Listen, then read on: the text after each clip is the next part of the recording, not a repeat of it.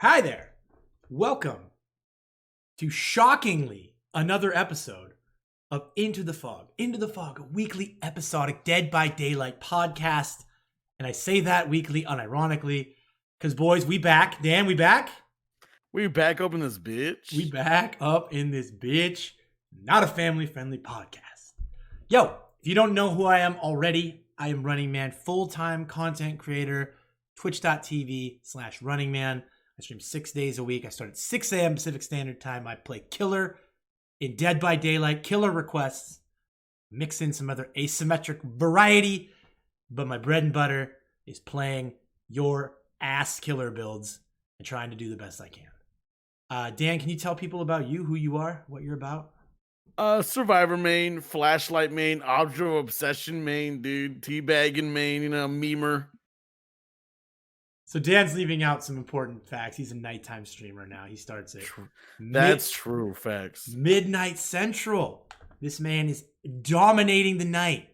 10,000 hours. Rank 1 both sides since the beginning. Flashlight God. 5-gen looper.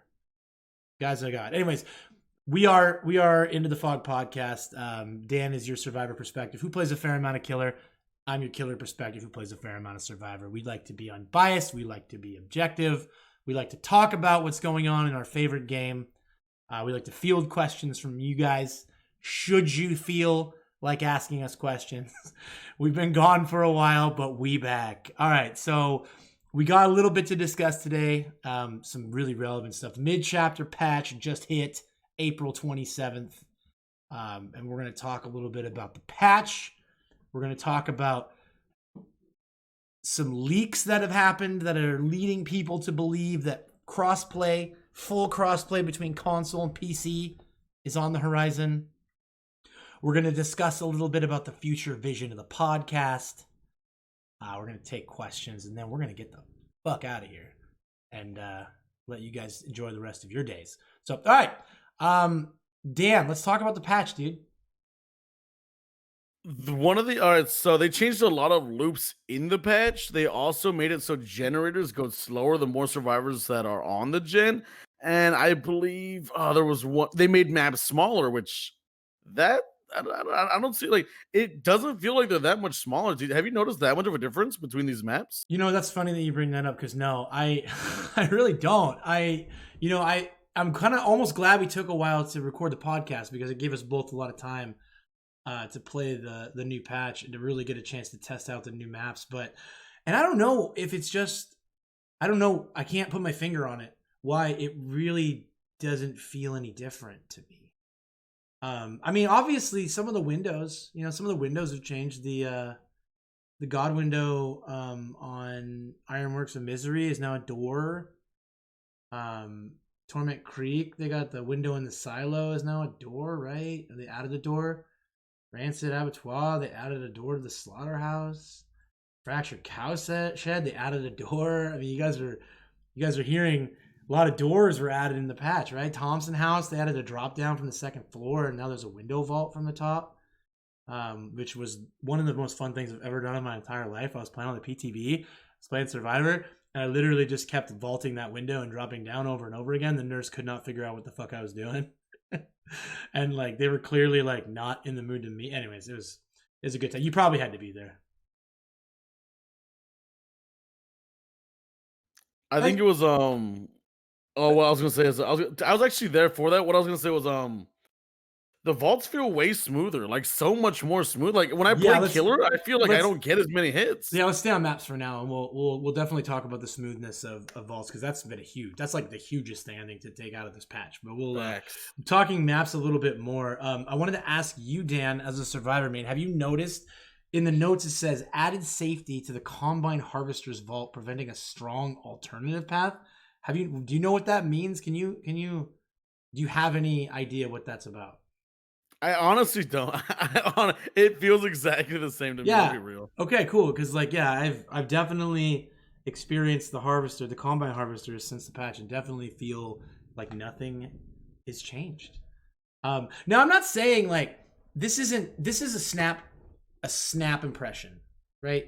And you and I have played a fair amount, but the patch has really only been out, what, a week? Is that like, it'll be a week it's a week today, right? Or tomorrow? Yeah, about a week. Yeah. And so when you think about the fact that, what do we have? 1, 2, 3, 4, 5, 6, 7, 8, 9, 10. We have 10 maps that they adjusted loops on.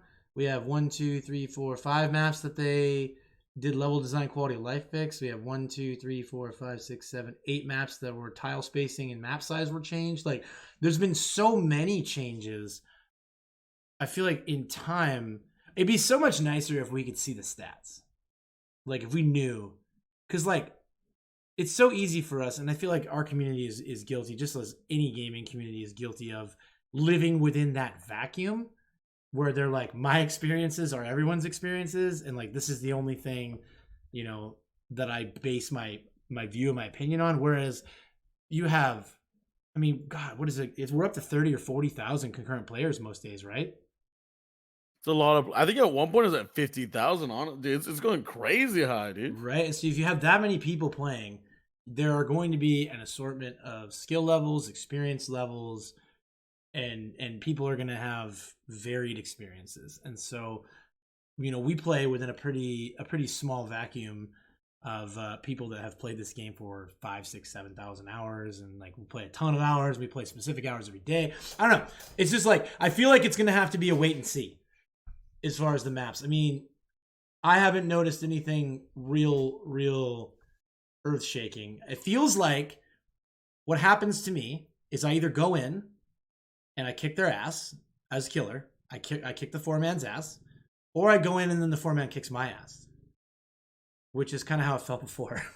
You know what I'm saying? Like, I don't know. It just feels like I still win the same, a similar amount of games. My rank reflects about the same.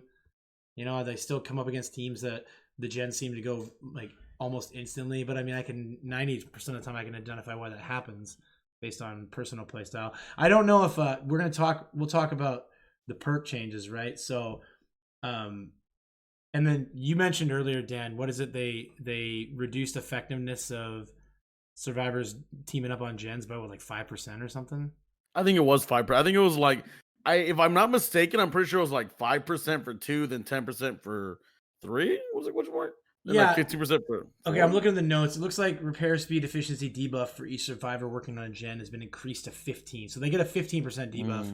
Used to be 10% debuff. So yeah, it's 5% slower when they're working on gens. And then they reduce great skill check bonus progression from 2% to 1%. I'm gonna be honest, I don't notice a real difference. It seems like either gens go really quick or they don't. Like, it's always how it's felt. But I mean, I'm not complaining.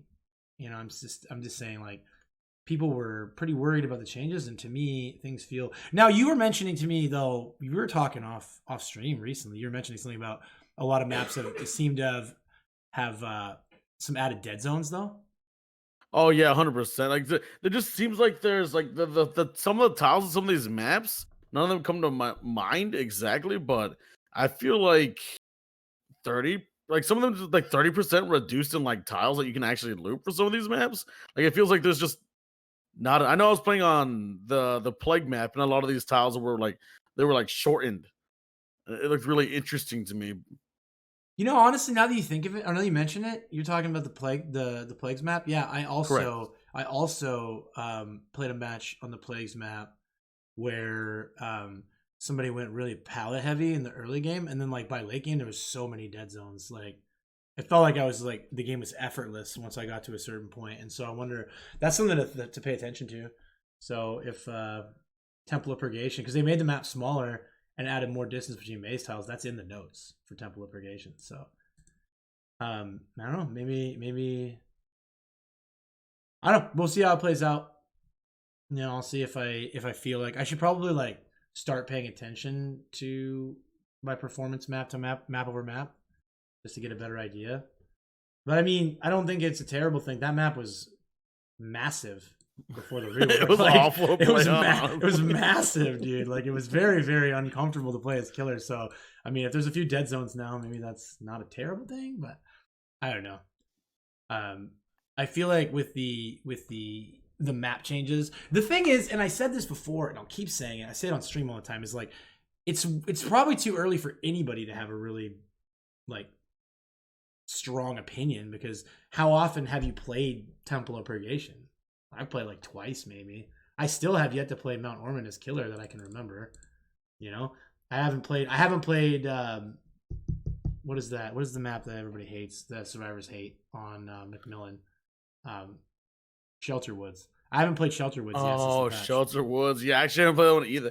That's actually interesting. I might try to get an offering on that one. On it, that sounds interesting, actually. Yeah, but you know what I'm saying. So, like, if you're gonna have a strong opinion, like, how could I have a strong opinion if I have like half the maps I haven't even played yet, or if I played them, it was like once or twice. Like, you need more time, see more variations in the map.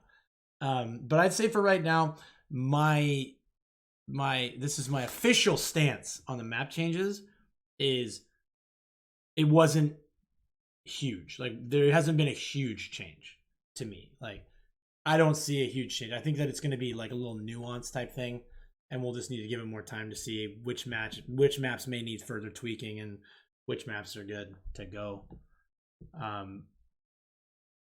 I think that as far as the gen speed changes, like, strong survivor teams don't bang gens together, and they don't double up on gens anyways for the most part. True. So it's not really going to be, if you're talking about like balance at the higher levels or balance at the more experienced trials, like, you're not going to see a change there. A 1% bonus progression on great skill checks feels like 1/4 of Thanatophobia stack. Like, it's really not that substantial. Give me 1 second. Hold on, I got some noise in the background here because technology is a thing. Task. All right, sorry about that, people. I'll edit that out. We're gonna edit that in post editing, right? Yeah, easy. We'll get rid of it in post editing. Okay. What else? So other changes. So apparently, so the one that caused a lot of confusion was when all survivors in a trial hit struggle phase, the instantly drains their remaining life bar. It's worded weird. But basically, like, it just means that there'll never be a situation again where there's like no chance of a rescue or a Kobe, where people will be able to spacebar out and waste time. Like, once there's no win condition for survivors, the game will just end, is like how that should be worded. I don't see that making much of a difference in the grand scheme. Pour one out, Dan. Pour 4 Loco out, because the Memento Mori interaction adjustment. Mori animations only begin playing at the end of the interaction charge. We'll miss it, honestly. God, it's over. We'll miss it so much, dude. Is your community okay? Like, are people still probably, dude? The clown stomp was my favorite animation of all time, dude. It was so good, actually, dude. I'll miss it. I'm really sorry for you, buddy. Like, if you need anything, you know, DMs are always open, bud. I almost quit the game, dude. I was like, God, this is game even worth playing, man. Is it even worth it anymore? That's hilarious. Yeah. Personally, I don't. And to me, it doesn't make a huge difference. No one can ever ask me how much money I would charge to Mori spam someone until they DC, and then I tell them none. I tell them I won't do it every time. That's kind of aggressive. That's a little aggressive. Yeah, I feel like that's a 48-hour ban if I remember correctly. But right. Yeah, can you do that until they bleed out? Question mark? Probably not, Chief. No, never, dude. I would never do that anyways, man. I have more. Yeah, 100%. Dude, more fabric than that, buddy. I mean, you just have a sticky mouse. It's not your fault. True, dude. Okay, so go ahead. I was like, yeah, 4 or 5 times, no big deal. We're going. Yeah. The Legion change. So those of you who play Legion may know that previously, when you were ending your frenzy, scratch marks and blood on the ground would not register until you were all the way out of frenzy. Then it would start registering. Now, as soon as you stop frenzy, it starts to register. It's like a little window of extra tracking. But as Legion's my favorite killer and the one that I choose to play the most. I play him or her the most. It's a huge quality of life improvement for me. As somebody who spends a large portion of the match distracted, looking at chat and doing other things, like that extra little couple second window of tracking is like a huge quality of life improvement. So I love it. I don't think it makes Legion substantially better, but it's just like a nice little QOL, you know? they adjusted the benevolent emblem progression thresholds. Survivor Man, would you care to comment or? Honestly, I didn't even notice. I didn't even know that was a thing. That's one of the things I didn't. I was so excited for the maps, for some perk changes, for everything else. I honestly didn't even know that was a thing. I'll be real. Yeah, this is one that's a legitimate question for you though. Is like, did you notice any sort of improvement in your gameplay with the improved controller sensitivity range? I know you're. I know a lot of people were talking about like their character kind of uncentering when you're playing Survivor just a little bit, and I kind of noticed it, but it wasn't like super impactful to me. No, it didn't change much for you. Nah, definitely not. Interesting. I mean, as somebody who's like I would consider an above average to top level Survivor player and a controller player, nonetheless, like I would figure that like that would be something that would be substantial for you. That's interesting.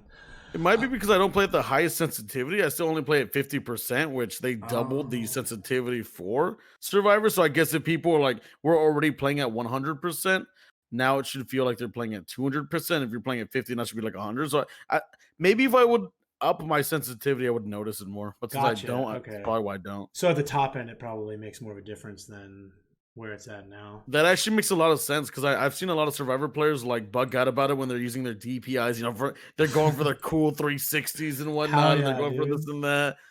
Flashlight needed 360s. You know, like that makes sense. I can see that actually. They're making those. What are those called? Compilations. Like true montages. Montages, boys. Let's go. I'm about to make one. I'm about to make a montage. I'm just gonna make a montage of like Frenzy hitting people as Legion and then like never show a payoff. So it'll just be like, okay, what you just M1 people? Like, anyways. Yeah, and then otherwise like we got a new tome. Started the new tome, very similar to other tomes. Level 1 is very easy. I finished the killer track on stream in like a few hours. Not very much effort. I'm sure it'll ramp up in difficulty as it goes on, but there's some good cosmetics in the Rift. It's like they crush it with the Rift. I think like it's always got good content, and the fact that you can basically pay for it by playing enough like seems like a real. Rift is always a good time. It gives us something to do. It gives us something to focus on, even if it's only for a few hours, one day a week, or one day. What is it called? Because each Rift like resets. How often do they reset? Like every couple weeks? I think they reset every 70 days. I feel like. But they add new tracks every few weeks, right? Like new level 1, level 2, level 3. So for a little while, it gives us some time. Oh yeah, I think like every 2 weeks, right? They'll add the new one. Something like that. Oh, we'll catch it and add it in and post editing. How about that? Talk about it on next week's podcast. True. All right, and then you mentioned it earlier, and the crazy thing is that like I'm quickly scanning through the notes, and I don't see literally anything about vaults, but like clearly vaults have changed. Like 100% window vaults that shouldn't be hits aren't hits like 80% more of the time now. Right? Like you're agreeing with me on that. Yeah, 100%, dude. I feel so forehead. When I play killer, I just feel like such a forehead now, dude. Like I'm going for the hit because I used to get them before, and I'm just hitting straight window. I'm like, weird, dude. Welcome That's to my so world. odd. Welcome to my world, dude. I know. Like, and it's funny because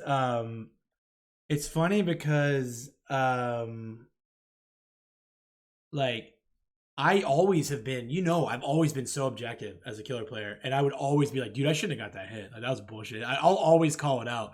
And like I've talked about a lot, like I will aggressively swing at windows knowing that there's a good chance I'll get a hit that I probably shouldn't get.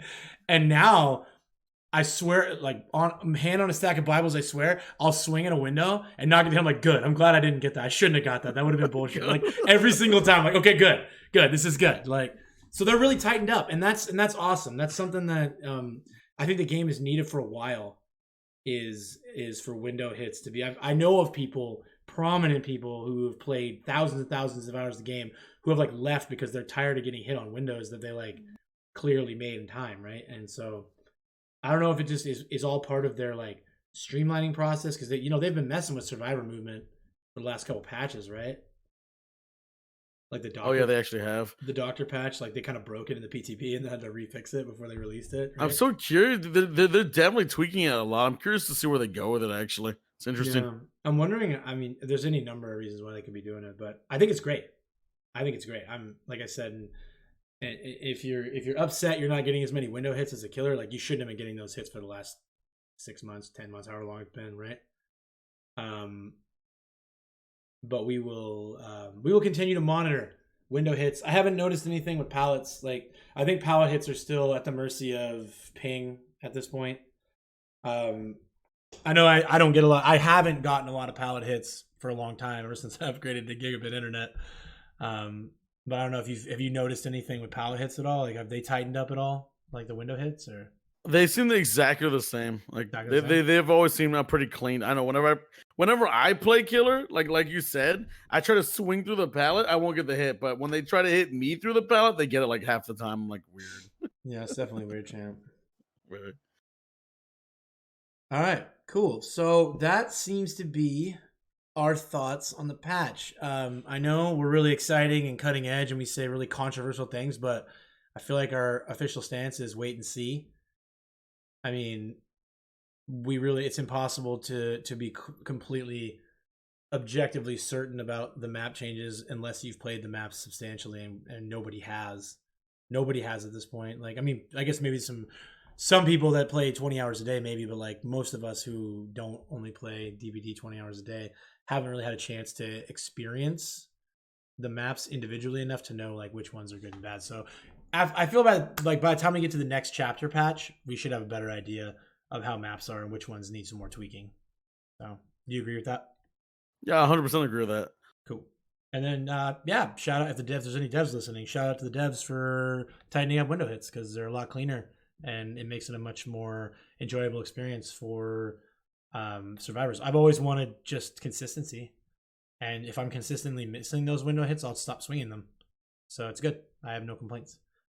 All right, so next thing on the agenda, we're not going to spend too much time on it. People who know me intimately know how upset and frustrated I get about talking about leaks, but we'd be remiss not to mention the fact that there have been leaks that indicate full crossplay is coming. Behavior is pretty open about what they're up to a lot of the time. You can usually, if you've been playing the game, following the development team for this much time since the beginning, you'll know that they tend to ask questions in their if you do their questionnaires, their what are they called? Their yeah, Q&As. Yeah, or not the Q&As, but why am I blanking on the word? They send out the surveys. They do surveys. Oh, surveys. Yeah. And they tend to ask about things that are like when dedicated servers, before they were announced, there were tons of questions about dedicated servers on the surveys. And so myself and some of the other insiders that I speak with that play the game a ton were like, dude, you guys think Deddies are coming? Like, they're talking about them a lot. They're asking about them a lot. And then I've noticed over the last few months, there have been a lot of questions pertaining to crossplay. Would you be interested in crossplay? Are you concerned about crossplay? What would be like the level of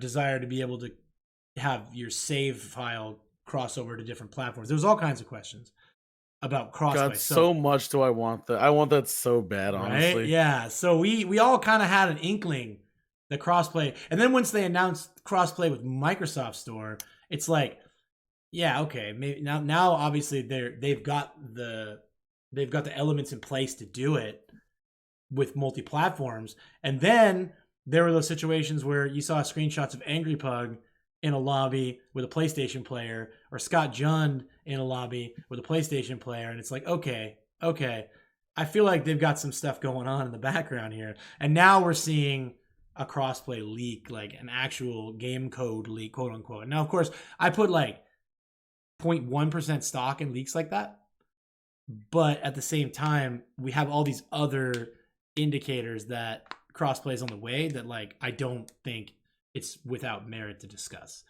And as you've already said, Dan, you can take the floor here and talk about your thoughts on crossplay. But I mean, you're obviously positive about it. Yo, 100%, dude. If the queues can get faster, I'm all for it. Honestly, I just want some fast. Just want to get some game, make some crossplay, make it so there's no ranks in the game. Done and done. Fast AF queues. Yeah, I don't know. crossplay in general has always been attractive to me as a content creator.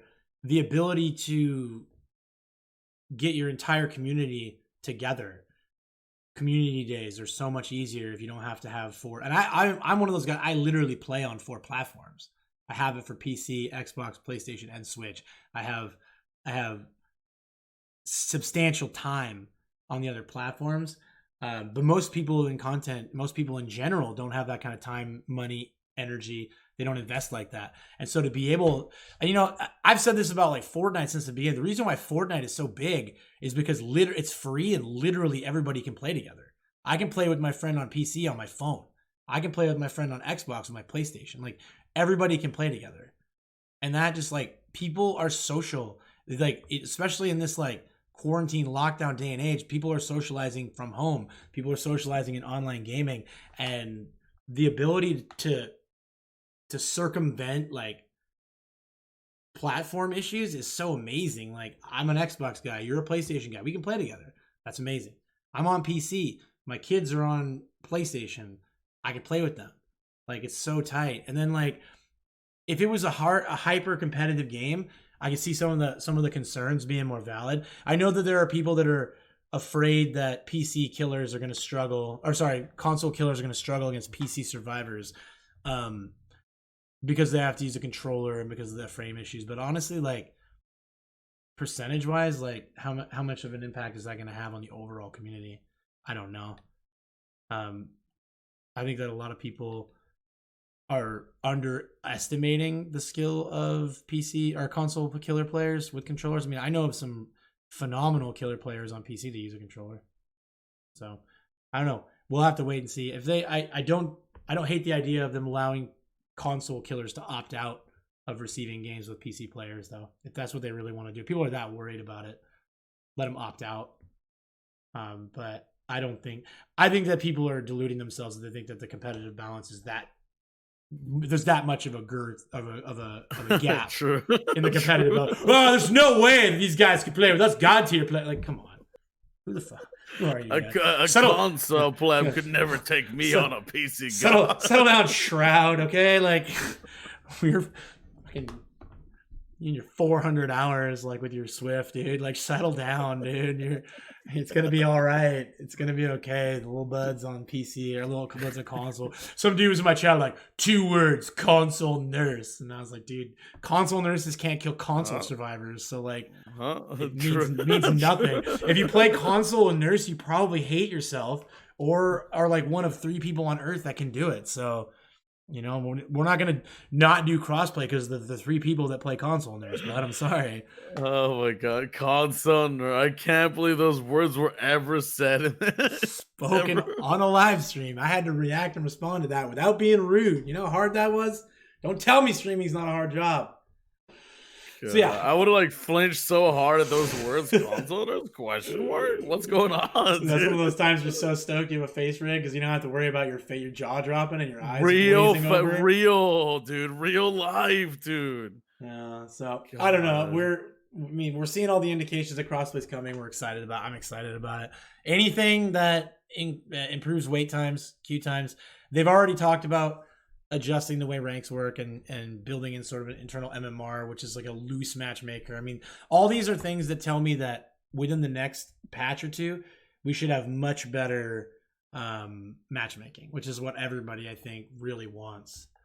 I think that if you poll the community, like what's the number one concern, matchmaking would probably be the top of most people's lists. I know that there are debates raging as we speak over stretch res and VPN. We're not going to talk about that. Oh God. We're not going to get involved in that. That to me is just, we've already spoken about VPNs on the podcast. We could revisit it again in the future, but I feel like everything we feel and think about VPNs has been disclosed. And I think that behavior's aware of it. And if there is a fix, they'll find a way to do it. And if there's not a fix, then we'll just have to, I guess, just power through it. I don't suffer, just be miserable. I'm a killer main. I play killer on stream and I don't use a VPN. So I feel like I'm doing my part to not be the worst. And so everybody else can do their part and hopefully more people will dare to do the right thing.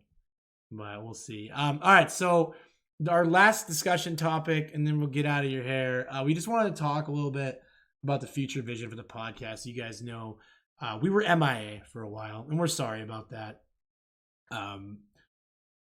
Basically, and I don't want to speak too much for Dan on this one, but Dan's been on like the partner grind hard, and his channel has been very healthy, and he's completely changed his schedule to a nighttime schedule, which I think was a phenomenal move. And he's making, I spent a lot of time in his channel. He's making some of the best content I think I've seen in a long time. Definitely the best content he's ever made, in my opinion. And he already made great content. So he's taken his channel to like another level and shifted schedules. Meanwhile, I had more personal issues that were causing me to neglect both my content and I haven't spoken much about it publicly, but I only streamed 10 times in March.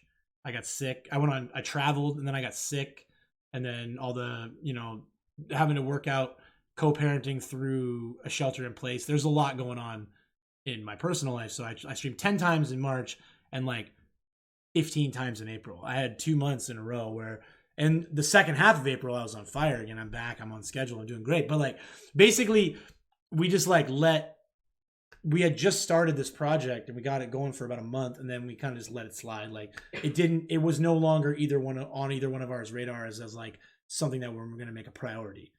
And we apologize for that. Can't change that now. But what we can do is talk about the future, which is Dan and I have spent a substantial amount of time discussing how we don't want to blow this off. This is something we were both very passionate about. We know that you guys are very passionate about it. So what we've decided is that going forward, we have a specific recording schedule rather than just like, hey, we'll get to it when we get to it, which doesn't work well for either of our personality types. Yeah. And then we're going to be releasing episodes on Mondays.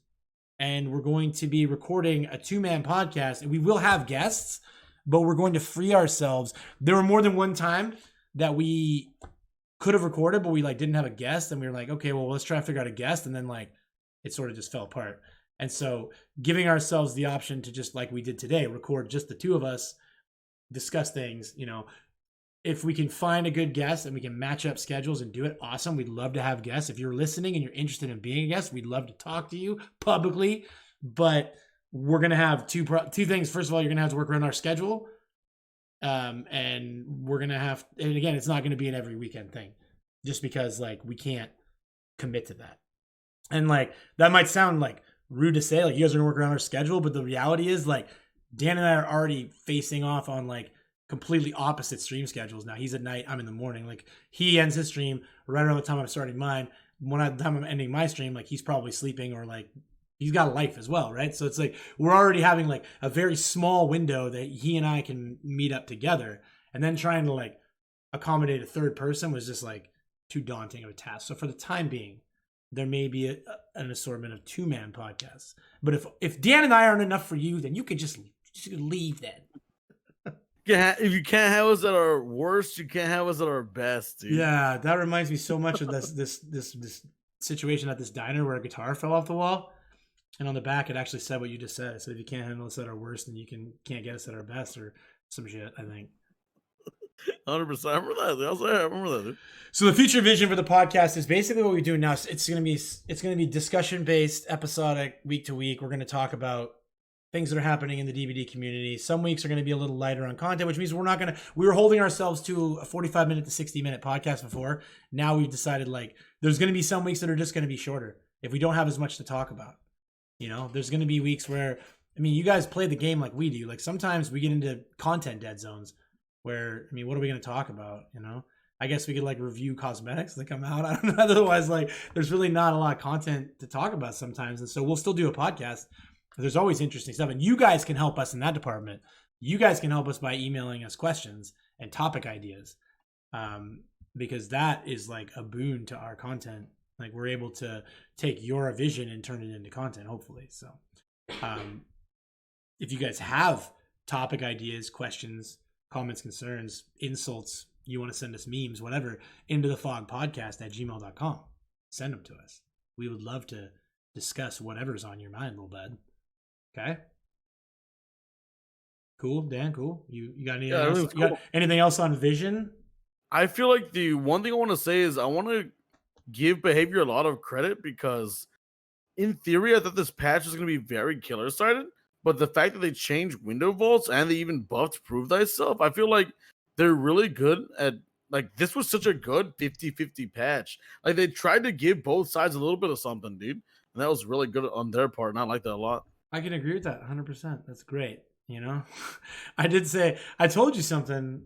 I was gonna say something, and then I don't know if it's still a good idea, but whatever. I'm just gonna say it. Like if you're listening to the podcast, and like I've been around Twitch a lot lately. I've been doing a lot of lurking, and I've seen a lot of really poor takes, in my opinion. And there somehow are still people out there that are like, they just nerf killers every patch. They just gut killers every patch. And like, if you look at the last 3 patches, if you can look me in the eye and tell me that they've gutted killers over the last 3 patches, like, I can't hear that. You can't be serious. Like it's been, and like you said, it's been a 50-50 patch, and obviously window vaults. If that window vault change doesn't happen, this is another like massively killer-sided patch. Like they shrunk maps, they changed tile logic, they changed all kinds of stuff. And I'm not saying that like it's a huge substantial change, but I'm just saying like objectively, these killer gutting patches, they don't exist. There were reworks to a couple of the problematic killers, but otherwise, like I don't understand it. And so it's a mindset that I wish that people could shake. At the very least, if people could just focus on right now, rather than like focusing on the things that have happened for the last 6 or 12 months, just focus on right now. Look at the patch that we're playing now. Look at the game objectively right now. Don't live in the past. Live in the present, and then state your desires for the future. But like, if we could just kill off that conversation about the devs being clearly biased one way or the other and patch blah blah, like let's just kill that conversation if we can, you know, and just focus on right now, because right now the game's in a really healthy spot, I think. It really is, dude. I'm excited to play it even more. I have 21 devotion. I want to play it more, dude. 100%. It's so balanced right now. Mm-hmm. And so yeah, I'm excited to see where they go next. But yeah, thank you for that statement, Dan, because you're right. We should be thanking the devs for, despite the firestorm that is the internet complaints and the overall developer hate, they've continued to tighten the game up and balance the game, which is a arduous task in an asymmetrical competitive environment, right? There's never going to be true balance. But they've as a person who's been playing the game since 2016, it's never been more balanced than it is right now. So hats off. Cool. That's we're into the questions now. I checked the email, and since we haven't done a podcast in over a month, like our emails pretty much just got tumbleweeds in it. But the overall question everyone asks, where the fuck have you guys been? And I've already answered that. We've been busy, but not too busy to record the podcast, and we're going to change that moving forward. So if you guys have questions, comments, concerns, if you guys have topic ideas, into the fog podcast at gmail.com. You can find me at twitch.tv/runningman. You can find Dan, twitch.tv/DanInaHurry. If you're listening to this and you don't already spend all your waking moments in Dan's channel while he's live, please do it, because this man is knocking on the door, Twitch partner, making the best content he's ever made. Some of the best content I've seen on Twitch. Please go support this dude right now, because this is Dan's time. Okay? So, Dan, do you have any parting words of wisdom for our young squires out there? I'm just really looking forward to potentially getting that partner. It's gonna be nice, dude. Honestly. Either way, you're making the best content you've ever made. It's just time. Eventually you're gonna get what you deserve. So just keep the grind up, bud. 100%. All right, guys, that's a podcast. Thank you guys so much for tuning in. We'll be back next Monday with another exciting, insane, official, inquisitive, informative, tubular, and educational and informational and entertaining podcast. But until then, he's Dan, I'm Running Man, and catch you guys next time. Bye.